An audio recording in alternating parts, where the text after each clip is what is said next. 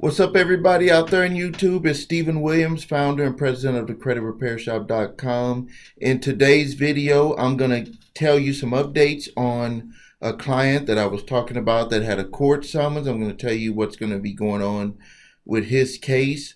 I'm going to talk about a question that I had here on YouTube about a repo, and we're going to talk about charged off debt.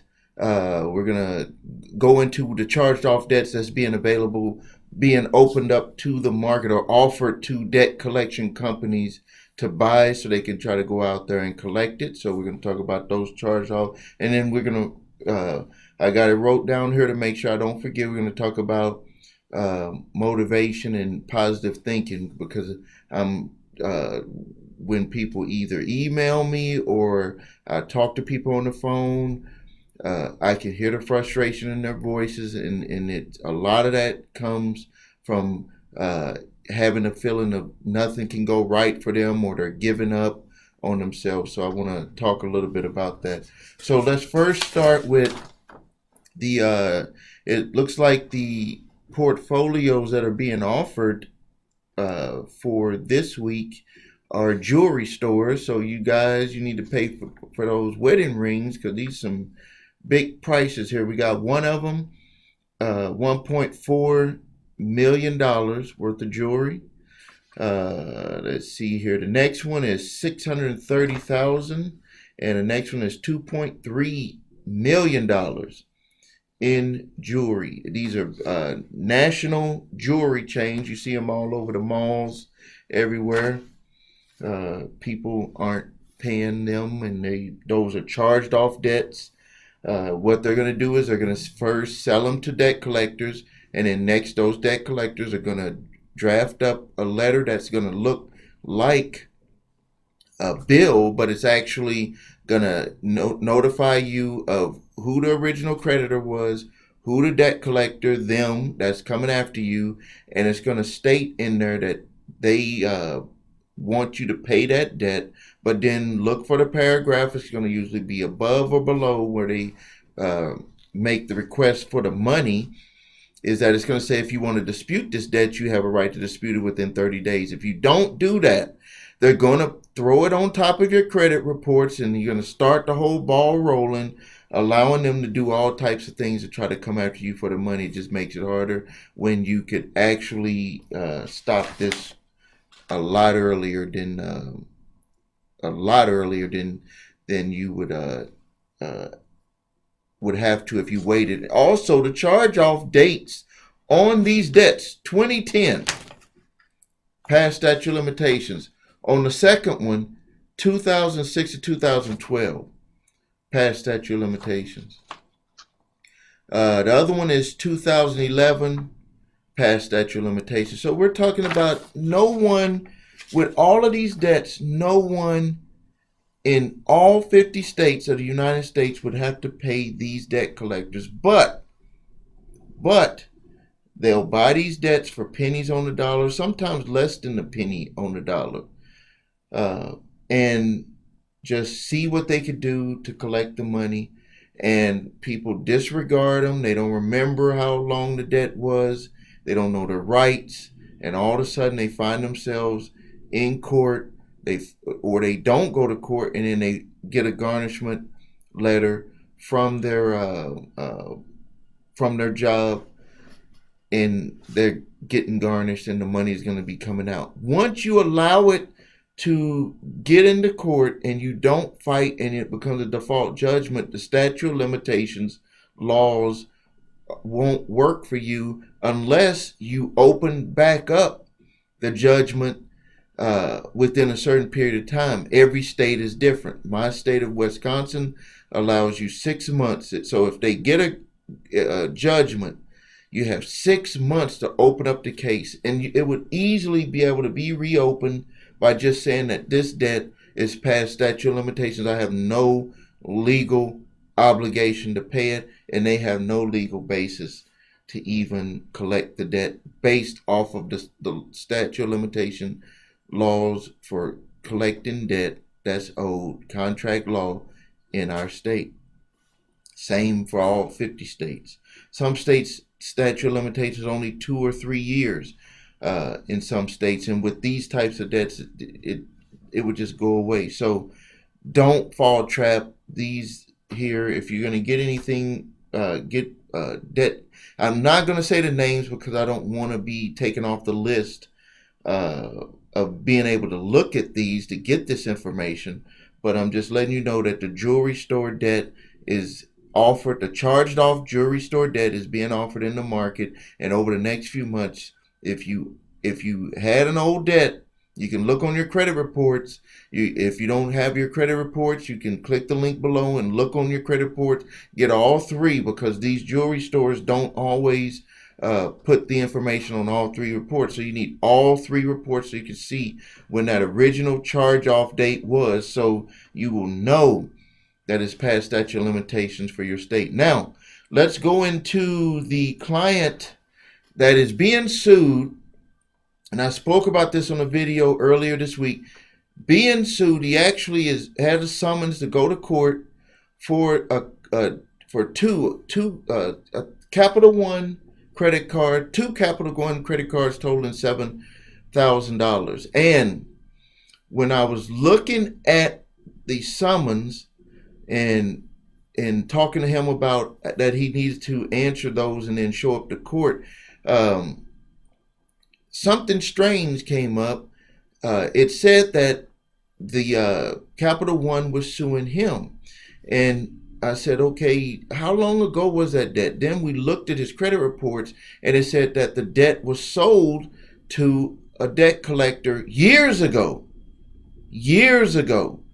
And then I looked at the summons paperwork. That debt collector is not even mentioned in the summons paperwork. So right there, there's a problem. They have made an affidavit stating that Capital One is coming after this individual for money owed for two old credit cards.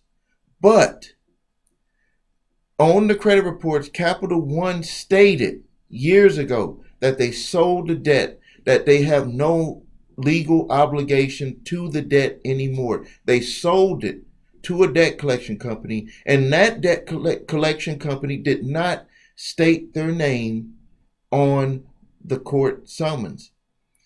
It's just an attorney. So even if they're collecting it for that debt collector, they falsified an affidavit by stating that Capital One was coming after him for the money. They do that because most people won't show up to court. You got a $7,000 debt collection that was charged off, and they're coming after you for the money. You don't have the money. You just don't show up to court. They get a default judgment. They go to garnishment. People don't know their rights. They don't read through the summons. They don't do any research and try to make sure that what is shown on the summons is actually what was shown on the credit reports. Well, I turned this over to an attorney in his area. This gentleman has several options. All of them are in his favor. He will be getting a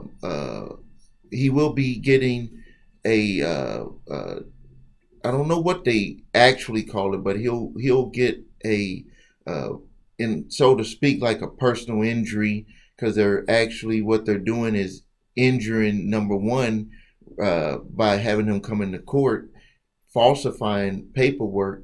He's going to be able to sue them for and get money from them for unless they want to, lose their license for lying on an affidavit to the court, because it is a sworn statement of fact. And so he's gonna.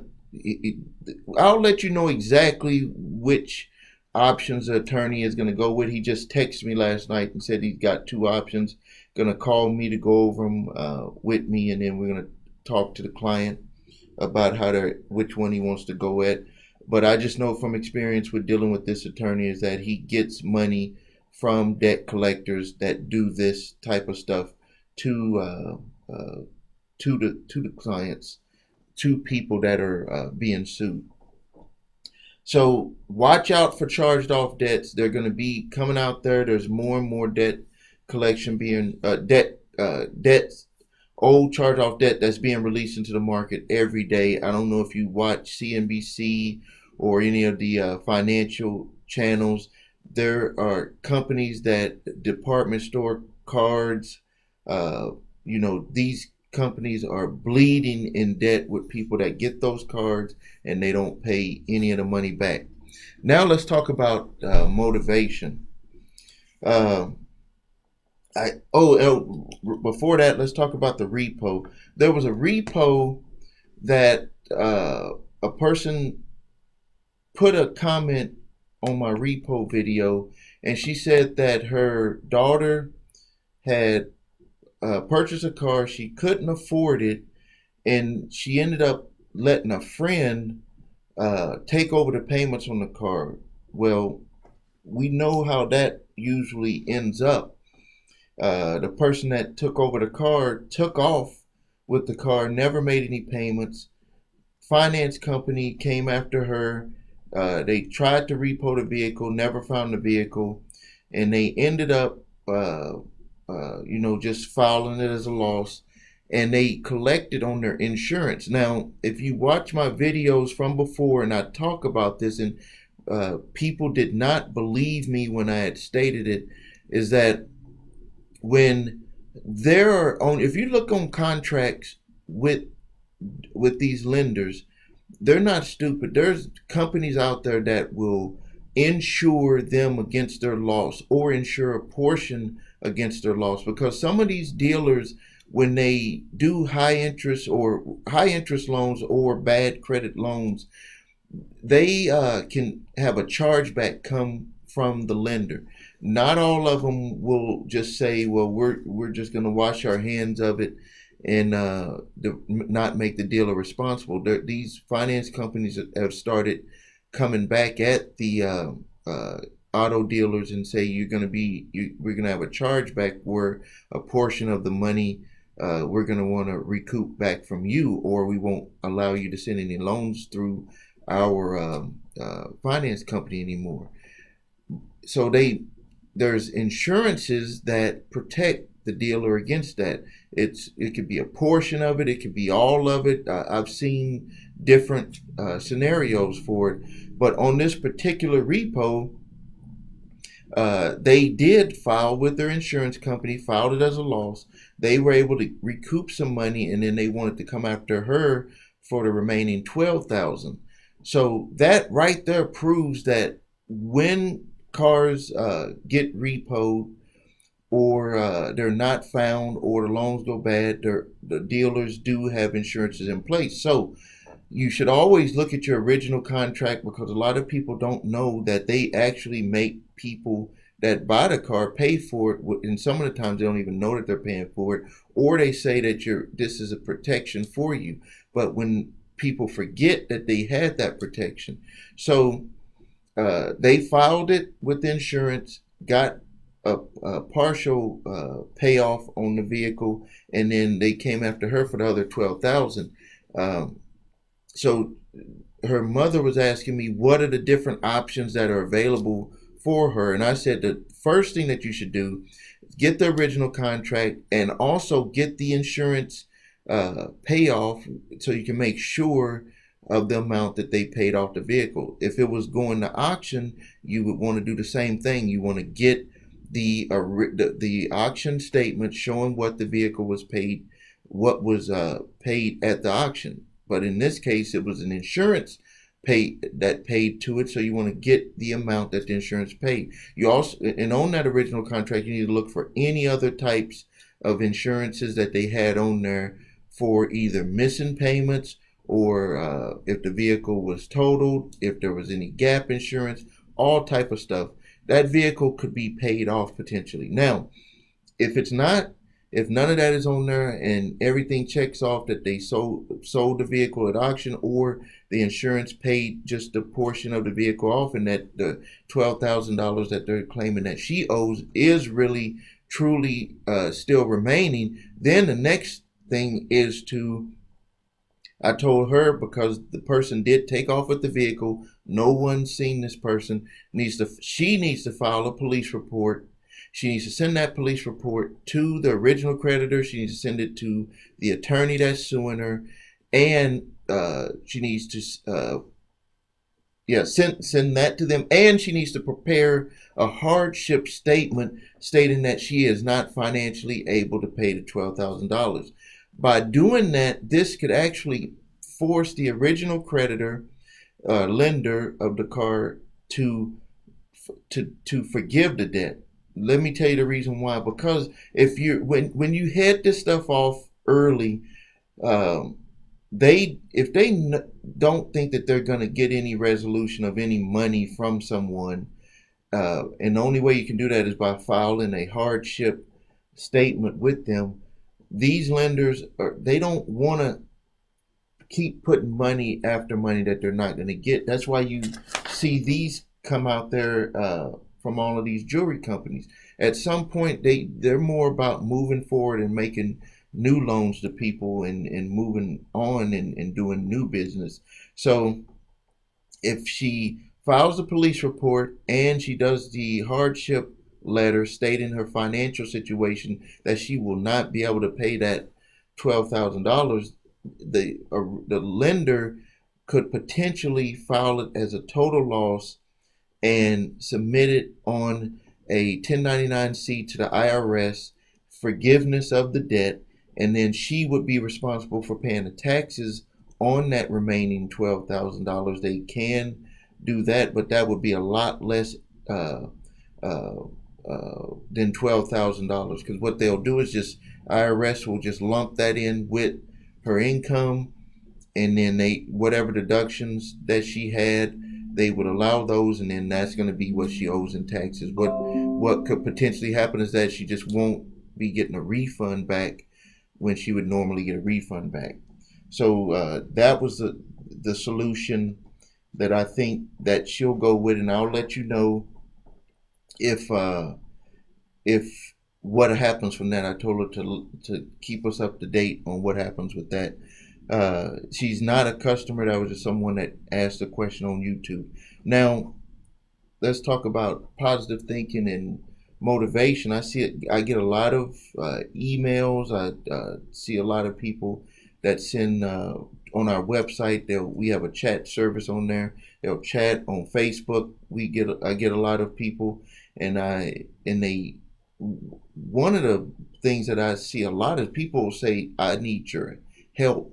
And usually when the person says help, it's like that's like an alert that goes off of people. If someone was to walk up to you and they say they need your help, you'd be like, it would make you very alert. And a lot of people are asking for help because they find themselves not in a good financial situation, and you could just tell that their thinking is just not right now. And I always tell people, you got to continue to think positive regardless of what's going on in your life. You have to manipulate your mind, and you have to always move forward, and you have to think positive, because if you get into negative thinking more, you're going to get more of what you're thinking about. So if you're thinking negative, more negative things, you're going to either see more negative things on TV, you're going to see more negative things around you in your environment, and more negative things are going to happen to you. And that's solely because of your thinking. What you think is what materializes on the outside. Everything is from inside to outside. Everybody thinks that things happen on the outside and goes on the inside. No, it's actually opposite. So if you're thinking positive, even if you have all of this stuff going on, like the person reached out about the repo, the person that's being sued, what you have to do is you put your mind into a positive thinking mode, into a solution thinking mode, and you have to try all the different solutions, like a Rubik's Cube, where there's all these different combinations, but you can get to the solution that you want. And the only reason why there's a lot of different combinations is because situations are different. this repo situation is different than another repo situation. That individual that's being sued by the credit card companies, that specific situation is different than another situation. But there's always a solution at the end. And what I think that people don't do is they start thinking negative and they start focusing on what's happening to them rather than focusing on the solution. Worst case scenario, what happens when you're being sued is that you're going to have to pay the money. So now you just need to, before it gets to that point, think of all the solutions that could be done in between, all the way up to potentially doing a settlement for a lump sum or doing payments on settlements, doing them in small payments. All of them are potential resolutions when these types of things come up. So we'll end it there. And if you haven't subscribed to my YouTube channel, please subscribe to it. This is some real information. These are real people with real situations. So I really appreciate your time. And if you need help, check us out at thecreditrepairshop.com or check out my YouTube videos. There's a lot of videos that I make that talk about all of these different things with charge-offs, with repos, with debt collections. All of that stuff I talk about in all my videos. So please subscribe to my page, and you can visit my website at thecreditrepairshop.com. Thank you, and until next time.